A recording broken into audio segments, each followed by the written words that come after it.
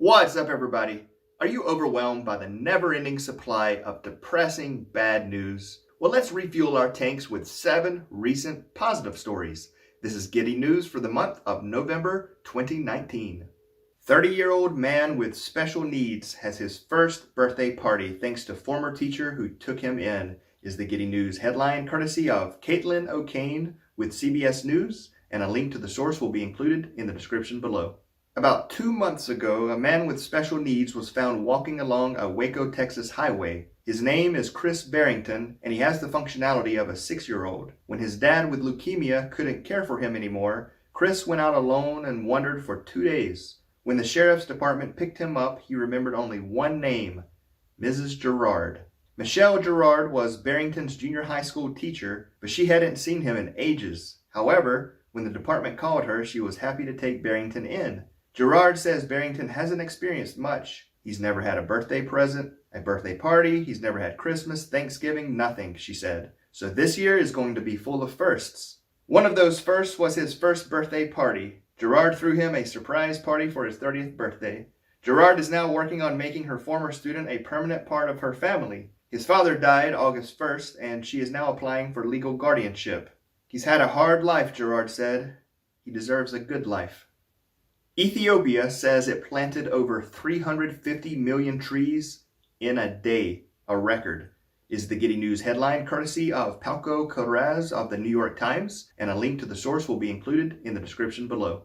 Ethiopia's Prime Minister Abiy Ahmed got his hands dirty recently, along with students, farmers, urban professionals, foreign dignitaries, environmentalists, and other government officials who all got together to plant millions of seedlings, the largest one-day tree planting effort in history. It was all part of Mr. Ahmed's campaign to plant 4 billion trees in Ethiopia before fall to combat deforestation and global warming. In the early 20th century, about 1/3 of Ethiopia was covered in forest, but that had dropped to just 4% by 2000. Many schools and government offices were closed for the day as students and civil servants were urged to take part in the program.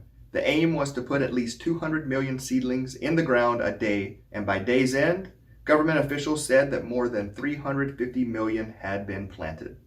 Crouching Tiger, Hidden Dragon actor plans to give his $700 million fortune to charity, is the Giddy News headline courtesy of Fino Menendez of Good, and a link to the source will be included in the description below. Living a simple and happy life, Chow Yun-fat plans to give his $700 million fortune to charity. Chow grew up in a farming community on Lamma Island, Hong Kong, in a house with no electricity. He would wake at dawn each morning to help his mother sell herbal jelly and aka tea pudding. In the afternoons, he went to work in the fields. At 17, he left school to help support his family by doing odd jobs including bellboy, postman, camera salesman, and taxi driver. His life started to change after college when he responded to a newspaper advertisement, and his actor trainee application was accepted by a local television station. He's now been active in the movie industry for over 4 decades. On his reason for giving away his fortune, Chow smiled and said, "The money's not mine. I'm only keeping it safe for the time being." This med student was given last rites before finding a treatment that saved his life. His method could help millions, is the Giddy News headline courtesy of Ryan Pryor of CNN, and a link to the source will be included in the description below. It was just after Christmas in 2013, and David Feigenbaum was hovering a hair above death while battling cattleman disease, a rare autoimmune disorder partly like cancer. But he survived, and he learned enough to surprise his doctors by coming up with a way to treat his disease. After examining his medical charts, he zeroed in on an idea that researchers hadn't yet explored. A protein called VEGF was spiking 10 times its normal level, and an existing drug could address that. As he put it, a drug that could potentially save my life was hiding in plain sight. So far, it's working. Almost 6 years later, he's in remission, he and his wife have a baby girl, and he's devoting his medical career to saving other patients just like him. As Feigenbaum says, you learn a lot by almost dying. Tokyo 2020 Olympic medals made from 80,000 tons of recycled mobile phones and other electronics, is the Giddy News headline courtesy of Jay Cannon with the USA Today, and a link to the source will be included in the description below.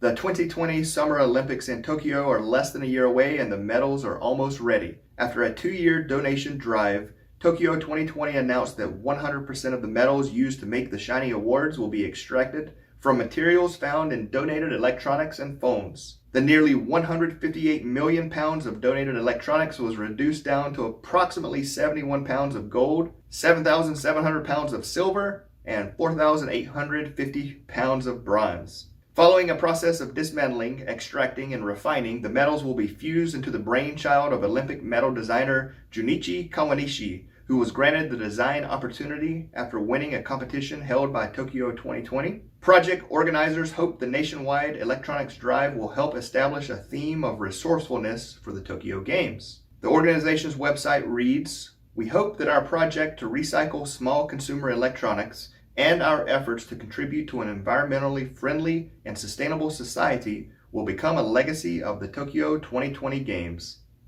Only 29 of 1,338 Indian silent films have survived, but one man is doggedly telling the story of the era, is the Getty News headline, courtesy of Nandini Ramnath of Scroll, and a link to the source will be included in the description below.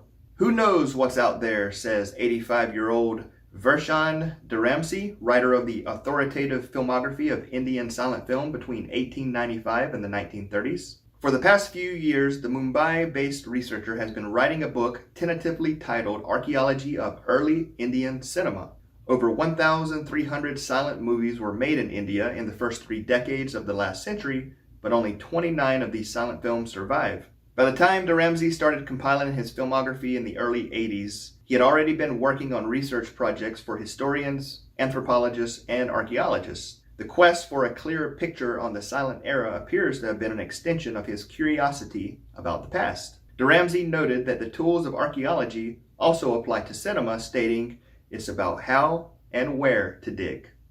In the Brazilian Amazon, old enemies unite to save their land, is the Getty News headline, courtesy of João Fele of BBC News, and a link to the source will be included in the description below.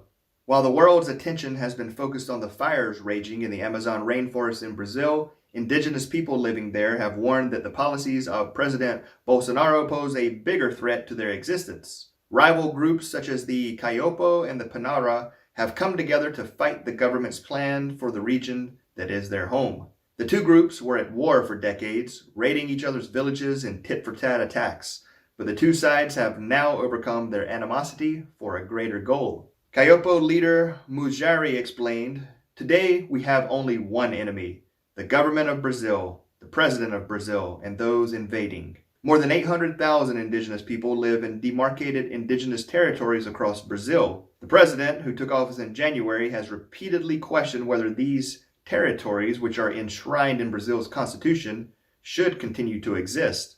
"We won't repeat the past," Kaiopo leader Katkuri stated. "From now on, we'll be united." All right, that's it. I hope you enjoyed the Getty News. And if you have a positive news story that you'd like for me to share, please include a link in the comments below. And until next time, thanks for watching.